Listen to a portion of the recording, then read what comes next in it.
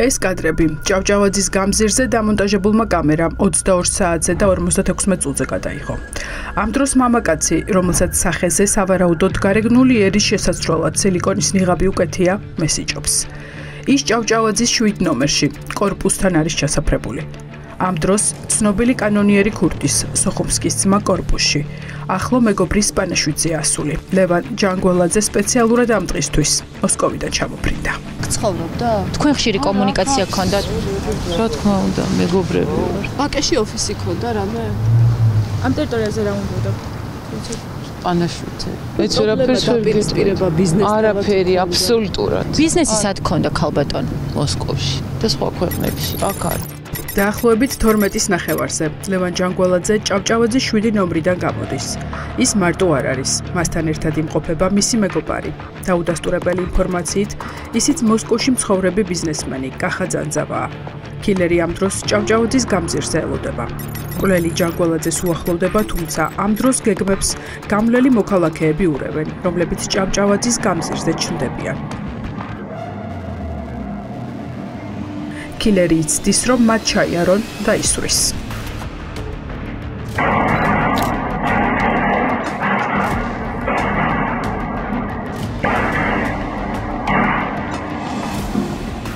დაახლოებით 9 გასროლით ერთი ადამიანი გარდაიცვალა და მეორე კი დაიჭრა. მეორე უბრალოდ გამლელი იყო, როგორც ვიცი. ხო, ამბობენ დაჭრალზე რა თქვენთან იჭდა აქ რომ რაღაც სკამზე. აი, იმ სკამზე იჭდა დაახლოებით 5 მეტრში ჩვენგან. შაბათის ეთერმა მკვლელობის ამსახველი რამდენიმე ვიდეო ჩანაწერი მოიპოვა. ერთ-ერთ კამერაში ჩანს, რომ კილერი ლევან ჯანგველაძეს სროლამდე რაღაცას ეუფლება. ამის შემდეგ კი პირველ ტყვიას ახლო მანძილიდან ესვრის. ჯანგველაძე ეცემა და გაქცევა ცდილობს. გარბის მასთან ერთად მყოფი პირიც, თუმცა მკვლელი ედევნება და ჯამში 9 ტყვიას ესვრის. ლევან ჯანგველაძე ადგილზევე გარდაიცვალა. სამწუხაროდ და ძალიან ცუდი ფაქტია, როდესაც ესეთი რაღაც ხდება ჩვენს ქალაქში, შუა ცენტრში, რომ კლავენ ადამიანს. ეს არის ყოველდღე, რა ვიცი, მიუღებელი, დაუშვებელი და ძალიან ცუდი რამ. სიკვდილს სასწაულით გადაურჩნენ ახლო მდებარე კაფის თანამშრომლები და სტუმრები. ბრმა ტყვია იქაც შევარდა.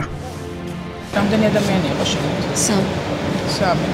და შესაძლებლობის მერს მოხდრილი იყო ეს? კი, რა თქმა უნდა, იმიტომ რომ მენეჯერი როგორც ის გადარჩა, იმიტომ რომ იმ ფანჯარასთან იყო ზუსტად. გარეთ კიდე ბავშვები ისხდნენ, ერთს მოვიდნენ საჭმელს. და გარეთ მოქალაქეები იყვნენ. ერთი დაიჭრა.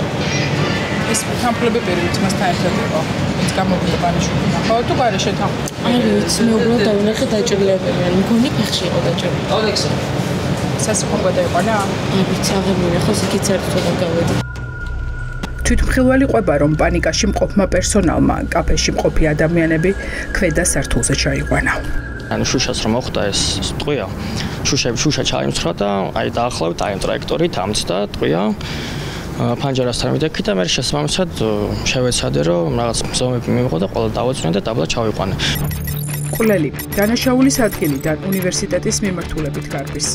შემდეგ კი ერისთავის ქუჩაზე აუხვევს და ფალიაშვილის ქუჩის მიმართულებით მიდის. ხამით შემთხვევის ადგილზე კრიმინალური პოლიციის და კინოლოგების მთელი ჯგუფი მუშაობდა. მაცებარმა ძაღლებმა მკვლელის კვალი ფალიაშვილის ქუჩაზე დაკარგეს, რაც აჩენს განცდას, რომ კილერს მანქანა იქ ელოდებოდა. აი, ამ ქუჩით გარბის კილერი, ვინც ისროლა.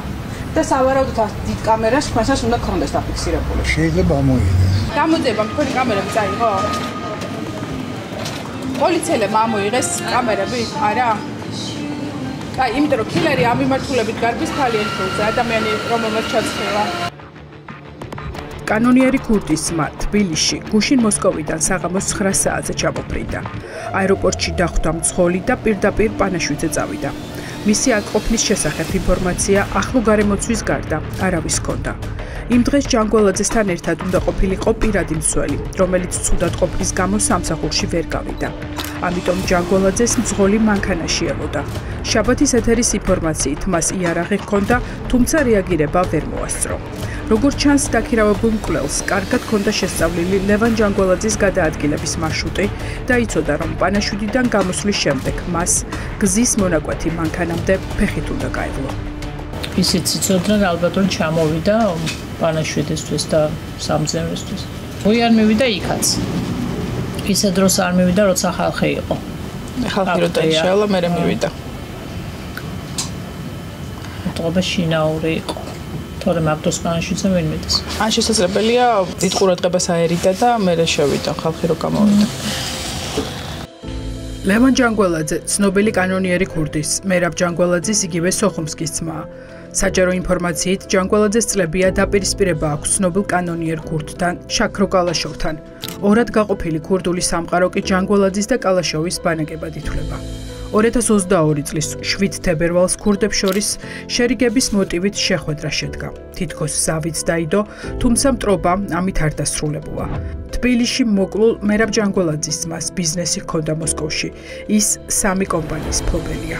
ორი ნაბიჯის თანამშრომელი მაგდროს კეთავს მაღაზიას და ძლივს გადავრჩიო რა მარტყვია რა არის საბა და შეიძლება ცოცხალი ვერ დარჩი ადამიანი 21 საუკუნეში ვითომ ქვეყანა გამოცემები, რომლებიც კრიმინალური სამყაროს ამბებს აშუქებენ, წერენ, რომ ცნობილი კანონიერი ქურდისთვის მისი ძმა მთავარი დასაყრდენი იყო, რადგან მას ჰქონდა ჩაბარებული ფინანსებიც და ბიზნესებიც. რასთან შეიძლება გქონოდა საქმე? შურისძიება არის ერთგვარი, თუ რა მოხდა?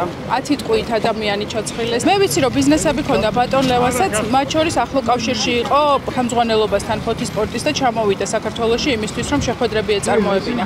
ბატონ გურამთან რა კავშირში იყო ბატონ ლევანი? რა საქმიანი კავშირები ქონდა?